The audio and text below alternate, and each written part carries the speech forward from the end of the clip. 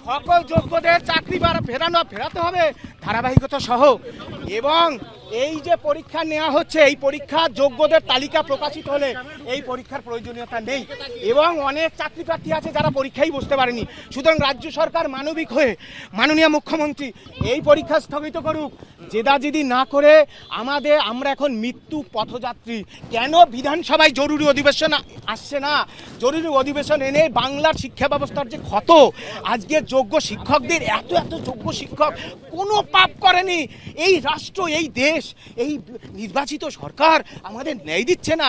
আমাদের বিধানসভায় 6 সদস্যের প্রতিনিধি দল আপনি সন্তান স্নেহে ডেকে নিন, আমাদের সাথে আলোচনায় বসুন। নতুন চাকরি প্রার্থীদের সাথে পুরনো চাকরি প্রার্থীদের 16 সালের বসিয়ে দিয়ে 2026 সালে ভোটের আগে ভোট বৈতরণী পার হওয়ার এটা একটা প্রচেষ্টা মাত্র। হাইকোর্টে প্রমাণিত, সুপ্রিম কোর্টে প্রমাণিত আজকে প্যানেলটা বাতিল হলো কেন? এই যে 1806 জন যা অযোগ্যদের পাওয়া গেল, এই চাকরিগুলো বিক্রি করেছে কারা? এদেরকে কেন জিজ্ঞাসাবাদ করা হচ্ছে না? এদের থেকে কেন বেতন ফেরত নেওয়া হচ্ছে না? যোগ্য ওয়েটিংদের কেন তাদের চাকরিতে জন্য